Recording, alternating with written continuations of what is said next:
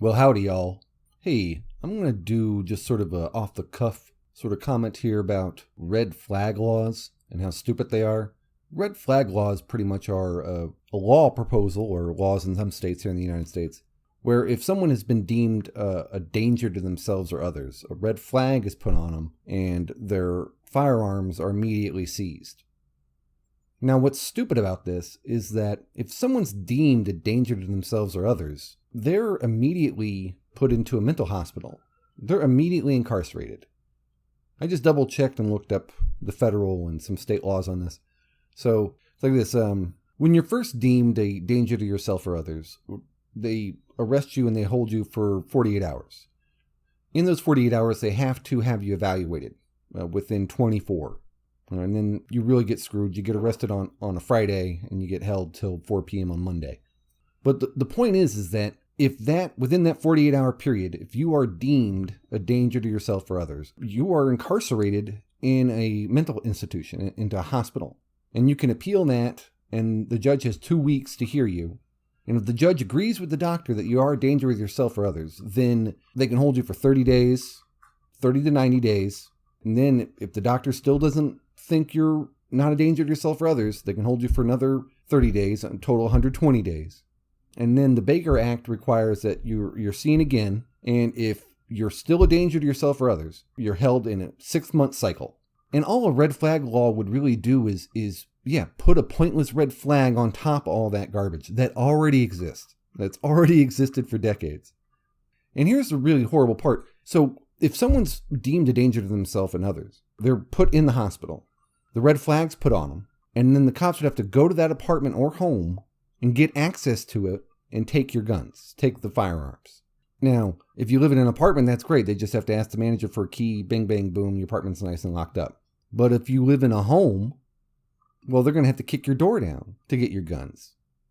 And then that literally leaves the door open for people to rob all your stuff. And so now the person who's accused of being mentally ill has the possibility of not just having a bad day, but a bad week. Because then he comes home to not only his guns taken by the government, but all his stuff robbed. And then I imagine it's a huge nightmare to petition the local police department to give you your guns back. And it just seems like a pointless law that is there only to make politicians look good. Because I'll say it again, and without going into too much garbage about psychology and psychiatrists and all that other stuff, all this would do is allow the cops to go into a person's home, a person who is already safely incarcerated in a mental institution, break down their door and steal their guns. Yeah. What danger is a gun owner to others when he can't have access to his guns? I don't understand it. And then if you're deemed mentally ill while you're in the hospital, then they can hold on to your guns in perpetuity? Is that what that red flag law means?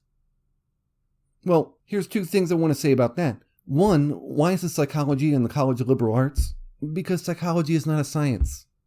And asking a psychiatrist if they think someone else needs psychiatric treatment is like asking a person who paints houses if they think you need your house painted.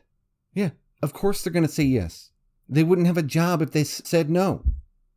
So once again, I hear people just blaming mentally ill people for anything and literally opening the door to have not only people's property taken away, but their lives as well.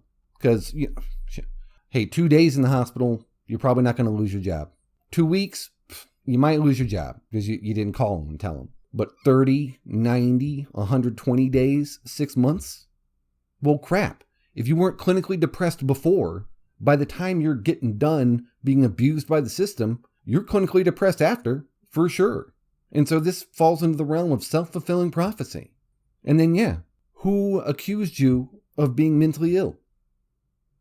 And believe whatever crazy crap you want, as long as you don't do whatever crazy crap you want. All right. Well, you guys have a nice day. And always remember to go your own way. Yours truly, Ed.